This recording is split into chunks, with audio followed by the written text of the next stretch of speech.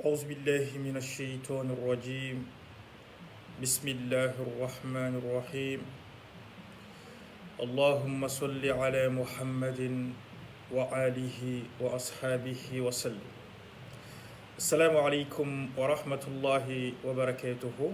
Mes frères et sœurs en islam, Alhamdulillahi Rabbil Alamin, comme nous avons l'habitude de partager, Inch'Allah, des zikrs du prophète Mohammed sallallahu alayhi wa sallam le lundi. Alhamdulillahi Rabbil Alamin, aujourd'hui nous avons décidé, Inch'Allah, de partager avec vous un zikr de rakat, Inch'Allah, dans la nuit, qui vont vraiment vous permettre d'avoir tout ce que vous recherchez, Inch'Allah, dans la vie. Le prophète Mohammed sallallahu alayhi wa sallam nous a enseigné, Inch'Allah, des prières dans la nuit. Et ces prières-là peuvent vraiment nous aider. Parce qu'aujourd'hui, la plupart de notre temps, si nous avons besoin de quelque chose, nous nous dirigeons vers les féticheurs. Pourtant, Allah subhanahu wa ta'ala a enseigné son messager Mohammed sallallahu alayhi wa sallam des zikrs, des invocations, des prières qui peuvent vraiment nous aider.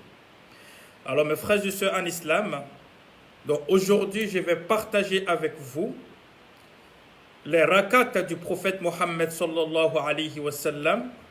Quand le prophète Mohammed avait vraiment des soucis, il se dirigeait vers Allah subhanahu wa ta'ala avec ses prières.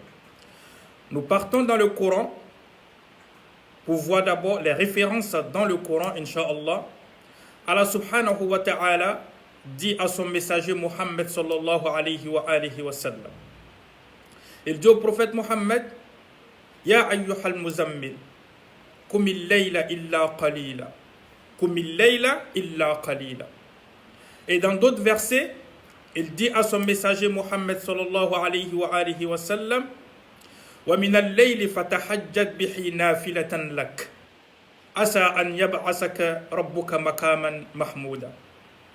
Mes frères et sœurs en islam, ces versets-là nous interpellent. Ces versets-là nous amènent à comprendre qu'un être humain, quand tu as des soucis, tu dois simplement te diriger vers Allah subhanahu wa ta'ala.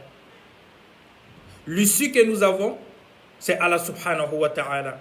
Alors mes frères et sœurs en islam, je vais partager avec vous 2 rakats aujourd'hui. Si tu as des soucis, tu as des problèmes, tu as des difficultés dans la vie, Wallahi, il faut te diriger vers Allah subhanahu wa ta'ala avec ces 2 rakats-là. Tu vas tout simplement te lever dans la nuit. Il y a certaines personnes qui posent la question à quel moment nous devons nous lever dans la nuit pour faire la prière. Normalement, ces versets-là nous interpellent en disant une personne qui veut demander quelque chose à Dieu, c'est par exemple quand tu te lèves dans la nuit, tu dors et tu te lèves. La plupart des savants ont traduit ces versets-là en disant c'est au moment où un être humain, tu dors et après tu te lèves dans la nuit. Parce que Allah a dit au prophète Kumil layla, lève-toi dans la nuit. Kumil layla, lève-toi dans la nuit. Donc ce qui veut dire, si je dors par exemple et après que je me réveille avant Fajr, mais ça doit être quand même avant Fajr, pas après Fajr, avant Fajr. Alors quand je me lève, je fais mes 2 rakats, Al-Fatiha, et après je lis une sourate que je connais, pas forcément des sourates spécifiques. Je lis vraiment une sourate que je connais. Mais la Fatiha, ça doit être vraiment obligatoire au niveau de ça. Donc il lit la sourate Fatiha une fois, dans la première rakat, et tu lis une sourate une fois.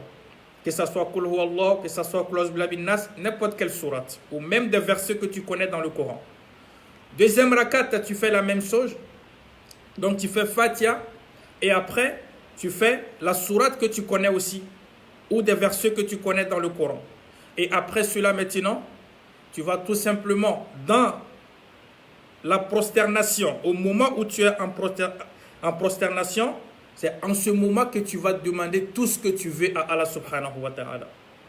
Aïcha, notre mère Aïcha, dit que le prophète Mohammed sallallahu alayhi wa sallam, au moment où le prophète Mohammed priait dans la nuit, si le prophète Mohammed partait dans la dernière prosternation, le prophète Mohammed durait dans cette prosternation. Ça veut dire, il parlait tout ce qu'il voulait à Allah subhanahu wa ta'ala. Il disait tout ce qu'il veut à Allah subhanahu wa ta'ala. Alors si le prophète aussi nous a enseigné cela, mes frères et sœurs en islam, toi tu as fait tes 2 rakats, tu as fini la première rakat. Alors la deuxième rakat, quand tu vas en prosternation, la seule chose que tu dois faire avant de te lever, c'est de parler de tout ce que tu veux, de tes soucis. Parle tes soucis à Allah subhanahu wa ta'ala. Frappe à la bonne porte. Frappe à la bonne porte. Et cette porte-là, c'est la porte d'Allah subhanahu wa ta'ala. Cette porte-là, c'est avec ces 2 rakats-là que tu peux atteindre la miséricorde d'Allah subhanahu wa ta'ala. Que tu peux atteindre le pardon d'Allah subhanahu wa ta'ala. Que tu peux atteindre, comment dirais-je, pour que Allah subhanahu wa ta'ala puisse régler tous tes soucis.